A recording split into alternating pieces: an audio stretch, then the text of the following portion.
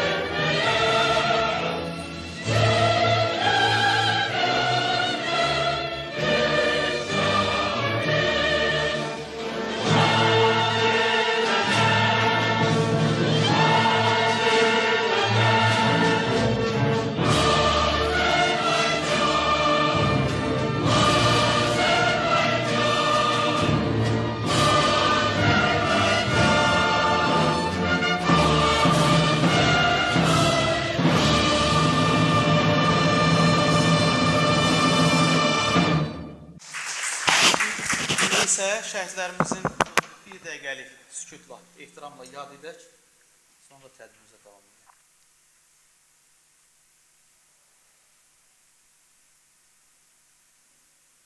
Allah rəhmət eləsin. Allah rəhmət eləsin.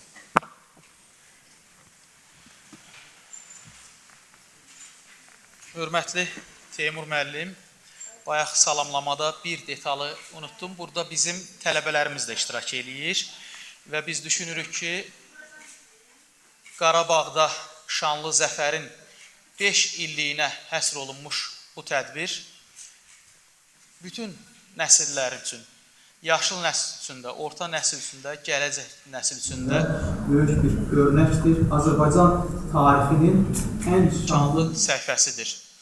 Və bilirsiniz ki, bu il 2020-ci ildə 27 sentyabr tarixində başlanan və 44 gün ərzində davam edən və Azərbaycan Müzəffər Ali Başkomandanın rəhbərliyi ilə qalib Azərbaycan ordusunun şücaəti ilə başa çatan, böyük zəfəri bizə qismət edən o hadisənin 5 ili tamam olur.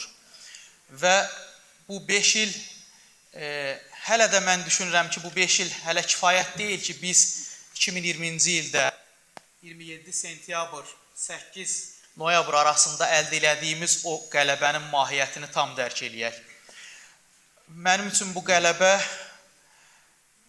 həmişə, biz indi folklorşünas kimi biraz da məsələyə yanaşırıq, həmişə biz bu qələbəni Azərbaycan xalqının 30 ilə yaxın müddətdə boynunda olan ağır yükün, alnında olan ləkənin aradan qaldırılması kimi, mən bu tarixi təkcə bir müharibədə, bir qavqadakı qalibiyyət kimi yox, həm də o alnımızda olan o ləkənin aradan qaldırılması kimi qəbul edirəm.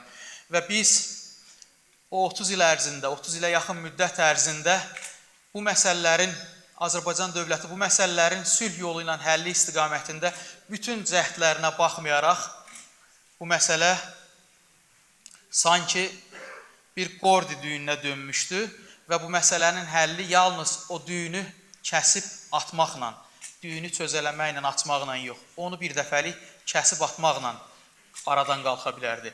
Və belə də oldu. 27 sentyabr tarixində biz səhər oyananda internetin məhdudlaşdırıldığını başa düşdük, gördük və çox qısa müddətdən sonra Ali Başkomandan, Müzəffər Ali Başkomandan xalqa müraciət elədi. Və o günlər hesab edirəm ki, bizim həyatımızın, bizim ömrümüzün ən xoşbəxt, ən sözlə ölçülə bilməyən, sözlə ifadə olunmayan günləri idi.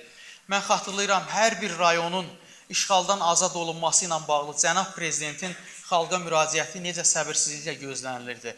Və həmin anlarda, həmin günlərdə, bu 44 gün ərzində xalq sözün həqiqi mənasında dəmir yumruq kimi bir ideyanın, bir düşüncənin, bir hədəfin ətrafında toplaşmışdı.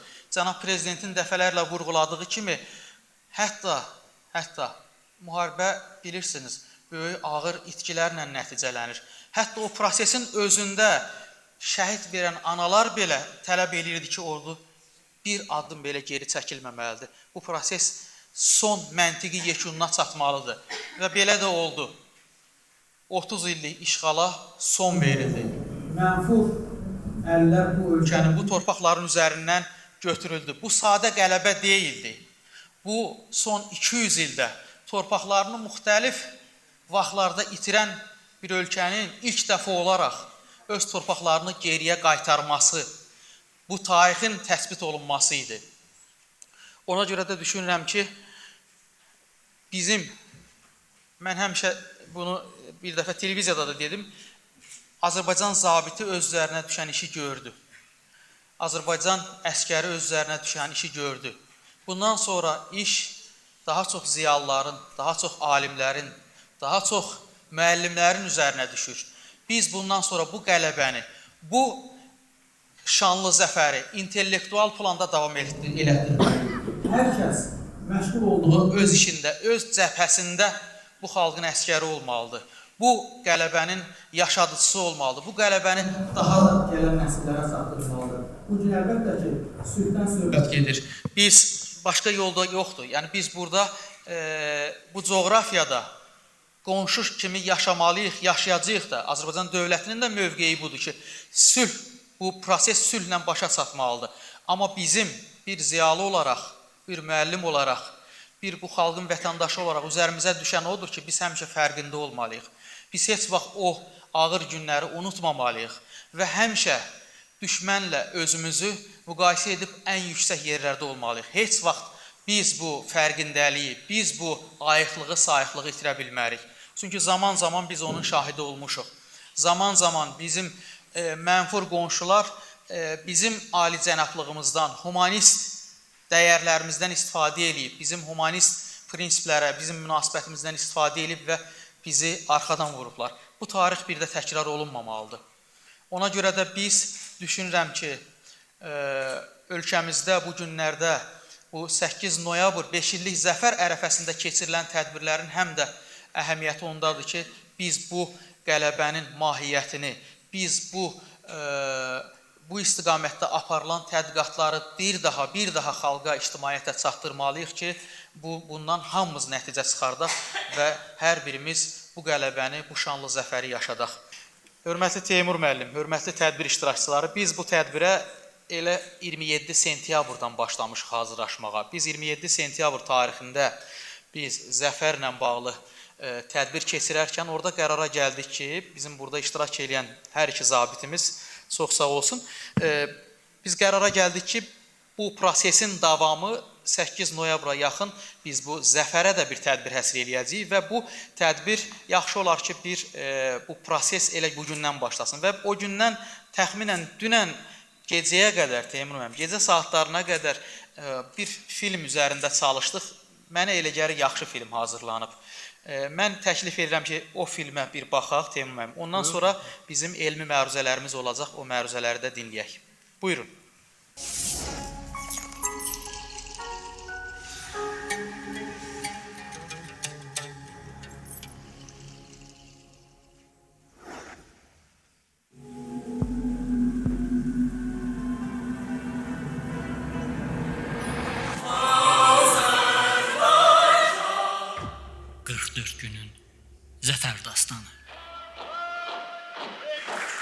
Sağ olun, Mətanət xanım. Çox maraqlı məruzədir və maraqlı elmi əhəmiyyəti isə ondan ibarətdir ki, mənim üçün siz işğal dövründəki bayatılarla, deyimlərlə, folklor nümunələrini işğal zamanında və işğaldan sonraki mərhələdə də dediyiniz, yəni folklorun nə qədər bir dinamik proses kimi cari zamanın, dövrün çağırışlarına nə qədər aktual reaksiya verməsini izləmək baxımından çox maraqlı faktlardır. Bu məruzədən sonra dinləyəcəyimiz 3 məruzənin müəllifləri Qarabağ folklorunun toplanmasında, indi burada onların da ustadı Əfzələddin müəllim də daxil olmaqla müstəsna xidmətləri olan şəxslərdir. Bax, indi burada İlkin müəllimi dinləyəcəyik, Ləman xanımı, Zəfər müəllimi, hər üçü Qarabağ folklorunun toplanması, Şərqi Zəngəzur, indi dediyimiz bu coğrafi adın, bu folklor nümunələrin toplanmasında belə şəxsən mən fundamental fəaliyyət kimi dəyərləndirirəm. Bunu belə bir gigant bir fəaliyyət kimi dəyərləndirirəm. Çünki folklor toplamaq o qədər çətin proseslərdən keçir, o qədər ağır bir proseslərdən keçir ki, təbii o biri bölgələrdə bizim üçün əzizdir, doğmadır. Amma buranın, bu bölgənin o niskili, ağırlığı, çətinliyi ondaydı ki, İnsan öz məkanında deyildi. İnsan öz məkanından, evindən, eşiyindən uzaqdaydı və həmin o evdən, eşikdən uzaqda olan şəxslərin vətən dərdi, şəhid dərdi, övlad dərdi, nə bilim, sosial qayğısı, o qədər problem, onları dindirib danışdırmaq özü bir ağır, çox ağır proses idi. Və onları, o folklor nümunələrini qeydə alıb gətirib cildlərlə kitaba çevirmək isə mənə elə gəlir ki, çox böyük çətin bir missiya. İsa müəllim sərgidə bizim kitablar haqqında belə bir söz dedi. Dedi, bu fəaliyyət çox unikal fəaliyyətdir. Bunun analogiyası heç bir qurumda yoxdur. Ölkədə ümumiyyətlə belə bir fəaliyyətlə məşğul olan qurum yoxdur və burada toplanan informasiyalar o qədər unikal informasiyadır ki, bunu başqa yerdə, tutaq ki, digər informasiyalar, tutaq ki, bir fərdi yazıçının yaradıcılığıdır. Amma bu kollektiv informasiya ki, xalqın ki, bu cür reaksiyası var. Bu reaksiya xalqın özündədir. Onu gedib toplayıb, dərləyib gətirmək isə çox ağır prosesdir. Mən burada bir məsələni də qeyd eləməyi özümə borc bilirəm. Folklor İnstitutunun əməkdaşı, Aşur müəllimin övladı, baş leytenant Adıgözəl Bəşirov 1-ci Qarabağ müharibəsində şəhid olub və bizim Folklor İnstitutunun əməkdaşı, aparıcı elmi işçisi, filologiya fəlsəfə doktoru Əpoş Vəliyevin qardaşı mayor Vüsal Vəliyev 2-ci Qarabağ müharibəsində və tam o döyüş yolunu keçməklə, Şuşaya qədər döyüşməklə şəhid olub. Mən onların ruhları qarşısında baş əyirəm və düşünürəm ki, onların hər birinin bu zəfərdə payı var və onların hesabına biz bax bu günləri bu zəfəri belə təntənə ilə qeyd edirik. Və mən bilirəm ki, hər kəsin ürəyində, qəlbində bu sevinclə bərabər həm də bir niskil də var, bir kədər də var. O bizim bax bu müharibədə olan itkilərimizdir və burada iştirak eləyən, bilirəm ki, hər kəsin ailəsinin aşağı, yuxarı, yaxından bu müharibə ilə şəhid verən ailəsi də var, döyüşən də var. Məsələn, mən görürəm Qumru xanımı buradan, onun həyat yoldaşı bütün bu hava hücumundan, hava qüvvələrinin içərisindədir, mayor, polkovnik rütbəsindədir. O da, mən yadımda ki, o vətən müharibəsi dövründə tez-tez soruşurdum ki, Qumru xanım, necədir vəziyyət və ən ağır vəziyyət onlardaydı ki, onlar hava vasitəsilə hücum edirlər və o qırıcıları idarə eləmək, o şeylə uzaq, o silaha tuş gəlməmək çox ağır idi. Hesab edirəm ki, bizim tədbirimiz o qarşımıza qoyduğumuz hədəfə nail olduq, alındı və mən arzu edirəm ki, biz bu istiqamətdə tədqiqatlarımızı ümid edirəm ki, davam etdirəcəyik və burada da danışılan mövzuları kağız formatında da olmasa bu elmi sessiyanın bir elektron PDF formatında təqdim edib məruzələri də bir yerə yığacağıq. Çox sağ olun, çox təşəkkür edirik.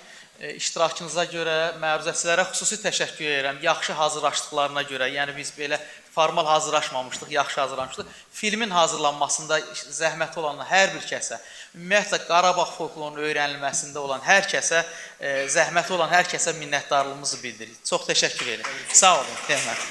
Sağ olun.